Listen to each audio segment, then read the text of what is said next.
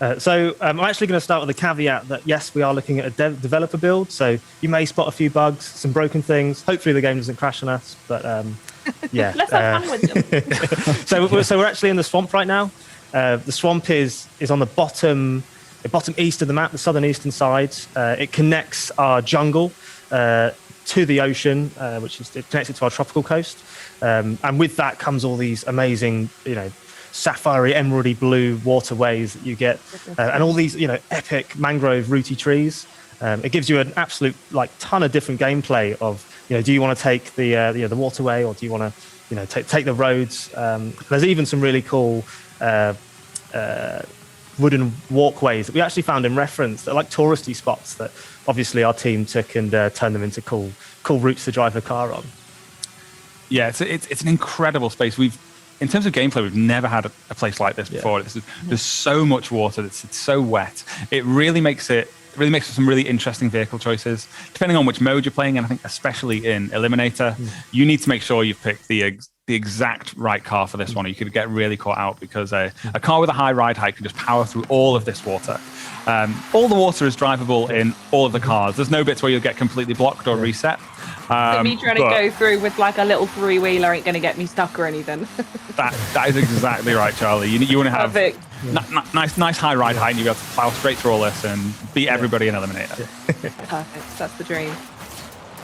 So I have to ask then, why did you choose the biome? Is there any specific reasons why you wanted to either include swamp or maybe even show it off first today? It was, as Mike said, it's something we've never shown before, and we really wanted to celebrate something that is a first, and we think it looks fairly good. It's got all those really rich blue sort of streams and rivers that go through it, and all the smashable, as Andy just drove into some of them, mangrove routes as well. But as I said, it does connect our tropical coast into the jungle. So if you are coming off of that, you'll have to career your way through all of these winding little rivers or roads to get onto that as well. Yeah, we saw a little bit there as Andy drove through it, and we will see it again in just a second. I think the water in here is just so beautiful. The colour of it is just feels so tropical and gorgeous. We noticed when we looked at lots of reference, there are obviously tons of different colours of water as you get different sediment, and this being a Horizon game, we really wanted to celebrate the beauty, so and make it feel like a swamp you really want to go to. Which is I've always wanted to go to a swamp, and I was wondering if there's an ogre in this one, but if not, I suppose it'd be fine. Is there anything else around in the swamp that players can expect? Yes, we've got little settlements. There's little rural farmlands sort of connecting it up, to break up some of that water. So there's lots of interest. I think there's even some wild dogs floating around, or not floating, running around. But yeah, I think we're actually going to start driving into the jungle now as well. Oh, perfect. So we're going to connect straight into the next biome, are we? Yes. Yeah. So, I think Andy's found a dog he wants to harass. Is it floating? leave him alone, Andy. Don't be mean to the dog. So one of the cool things about the jungle is that it's all over the map. We've actually got different types of atmosphere, and the way the fog behaves, I guess, because the jungle's really humid. It's there's lots of foliage. You get all those really cool light, like God rays coming through, shafts of light come through. So as you go down to this biome, it's almost completely different to another area of the world, even though it could be the same time of day, because the atmosphere is so much more dense and humid. And it makes for these really cool gameplay moments of, punching through to this really mysterious bit of the game, and then straight out into a farmlandy bit. So it's a moment of calm as you drive through, and then back into the cool jungle bit as well. Yeah, and in some areas of the jungle, just the absolute density of all of that foliage, it really starts to feel almost claustrophobic and enclosed. It's a bit muggy, doesn't it? And bushes around. Yeah, I think when Don mentioned earlier that you should bring your bug spray, I think this is what he was thinking of. I have to ask, was there any particular forestry or jungle in Mexico that inspired the basis of the one in Forza Horizon 5? This is a really good question, actually. So with every place, we look at an absolute ton of reference. We really try to, be as honest and recreate it as well as we can. And there's only so many things you can fit, or the time you've got to fit it in the game. So we try to really capture the nuances of what really does make this thing feel like it is in real life. And we did that with the jungle, and we were kind of, it looks okay. What's missing? And one of the teams said, "Hey, have you watched Predator? The classic Arnold Schwarzenegger movie, because that was actually filmed in a jungle in Mexico." So we watched it and realized, hey, there's this bush that's everywhere. So one of the plants that you can see in the game, we've aptly named the Predator bush. Then we put it in and we went, oh yeah, it looks kind of cool now. I love that. Wonderful. I will interject here and say we're driving through a temple now. Yes, Andy has discovered something.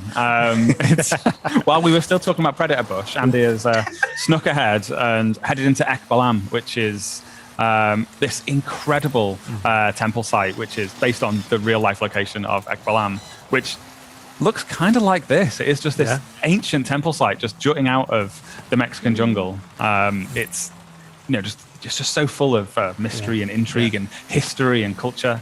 Yes, it's an incredible place to go and explore. It really is just so cool being able to come out of the thick jungle and just see all these amazing temples. We've got a few scattered around. We won't touch them just yet. We'll surprise you with some more later on.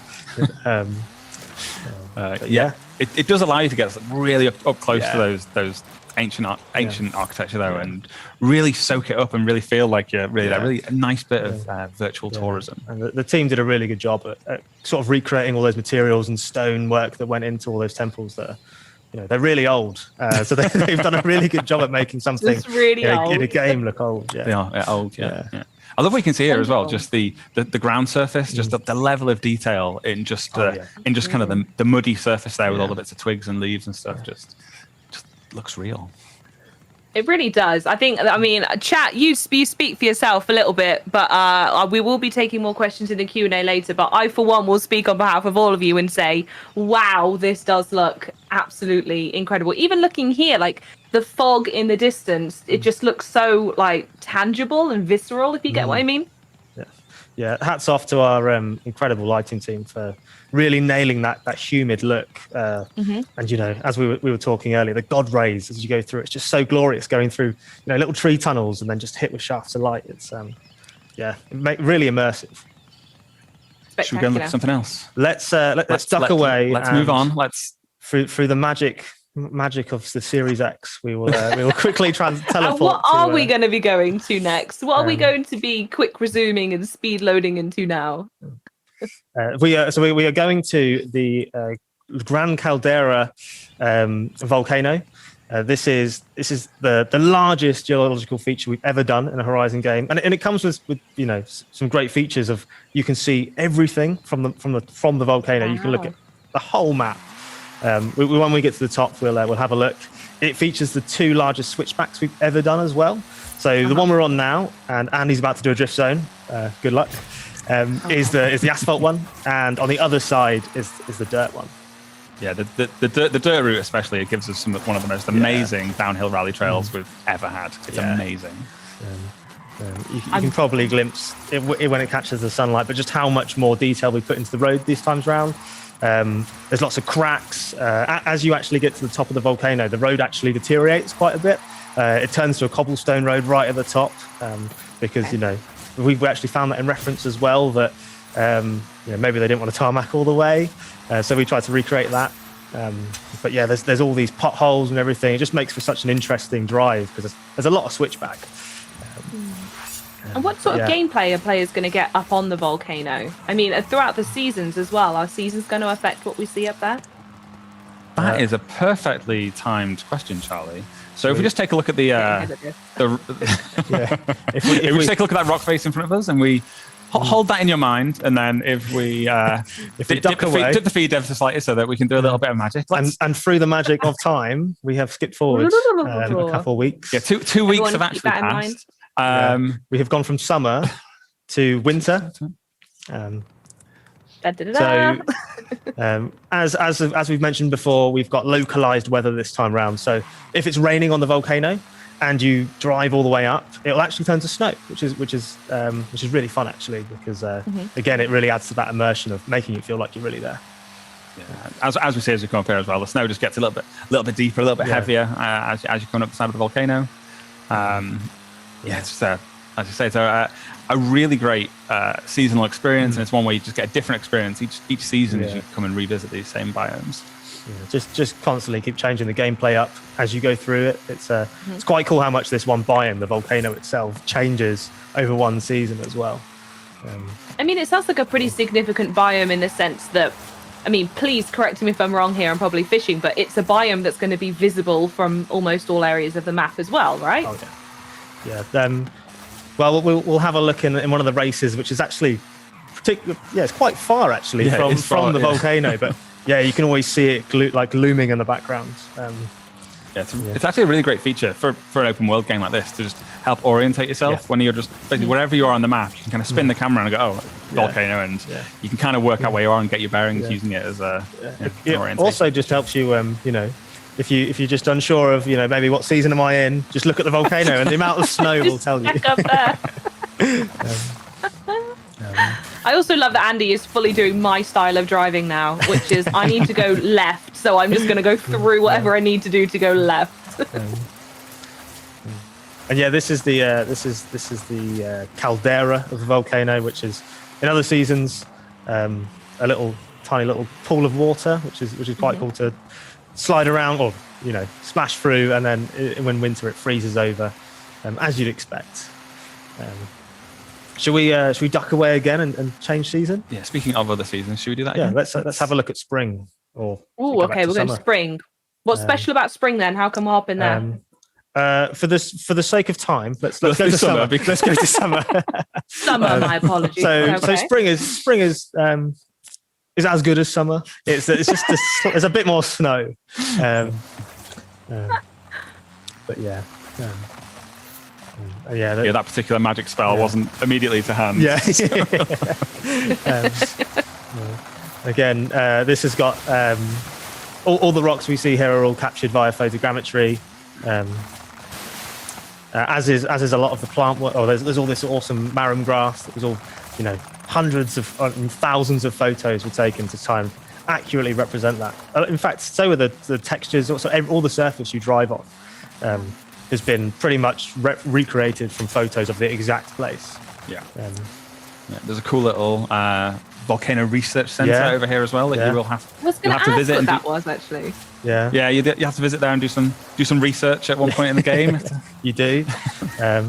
There's a rather impressive satellite on the other side that we're not going to go round to because it is a developer build, and I'm terrified. It was purple recently. Yeah, it's not supposed to be purple. It was purple. Should we jump off the side of the volcano, Andy? This sounds like the first thing I think many people in chat would like to do. I mean, many of them have been asking if you can drive through some of the billboards, but maybe we'll save that for another time, folks. Let's hurl ourselves off a volcano instead. Yeah.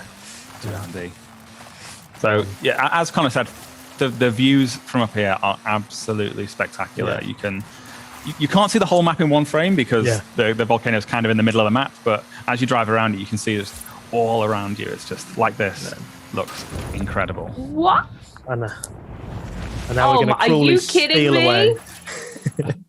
Oh, stop it. That's just cruel. That looked absolutely incredible. And all of these biomes we're going to start talking about from today onwards. But starting tomorrow, you'll be seeing for coverage for all of the biomes on the Forza social channels.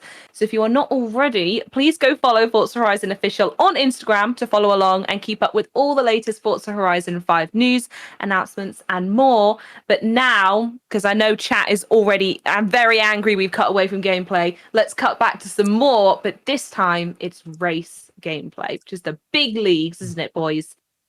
That's right. It's incredible, really. Given this is the fourth Let's Go show, there's been a couple of Forza monthlies. We did E3. It's a Forza game, and we've yet to show any races whatsoever. So I think people probably want to see that. I think that's something people have been clamoring for. So let's take a look. So no pressure, Andy. So what race are we looking at here? What details can you share today? So this is the Emerald Circuit. It's a road race and an asphalt race. It's it's really cool, and we've picked it because it straddles 2 of our biomes. So right now we are in the living desert, where you see all these awesome cactuses and rocky formations. And then as we come around this next corner, we kind of cross over into another biome, which is the rocky coast. Do you want to talk about that? Yeah, so the rocky coast, we actually caught a little snippet of that at the very beginning of the trailer. That awesome rock art that we have, we've taken from Kavos and Lucas. It's ours now. It's ours. So there's a ton more of that coast to go and explore, and there's also all these amazing luxurious resorts, because we wanted to give the game another holiday destination. And there's golf courses, there's all these nice luxury chalets to go and explore and totally trash the gardens. Make a nuisance of yourself. And we did see just a second ago as well, that volcano you mentioned as well was looming in the distance. Yeah, I guess that gives you a sense of scale about where we are on the map versus that, and how far away. Obviously, it took us quite a while to drive up the volcano, and we started from halfway up. So that might give you a sense of scale of how big the world is. So what else is going on around this part of the map then? What else are we looking at? So one this side, the rocky coast, is pretty much we've got 2 coasts. We've got the tropical coast on the east and the rocky coast on the west, and it's actually amazing how different they can look. So they've got different types. They've even got different types of palm trees. They've got lots of different types of foliage. The water's even different. So on the tropical coast, you get all the more emeraldy, white sandier beaches, and on the rockier coast, the water's a little bit more turbulent. It's a different sea. It's a different colour. The beaches are slightly different, and as the name implies, there's all this great geology to go and drive around and race around in. That's a cheeky little corner there. Are we going to see Andy win this, by the way? He is well practiced, so I think he is in with a shot. Yeah. Keen-eyed viewers may have noticed as you went through the start gantry, it says Horizon Apex on the gantry there. That Horizon Apex is one of the festivals that you can open as you're playing through the campaign, and it's a festival that's all about road racing, asphalt racing, high-performance cars on really nice tarmac like this. So, and that's just one of those festivals you'll be able to open as you're playing. So really, really cool. And if you're into road racing, then that'll be the place for you to go and hang out. Congratulations. So good, before Andy won, you made that look easy. You have to rest assured they did in fact win that race. He's done a little celebratory fist bump. Wow, very good, Andy. Well done. Now it's my turn to grill you all based on chat. Are we all ready to take some Q?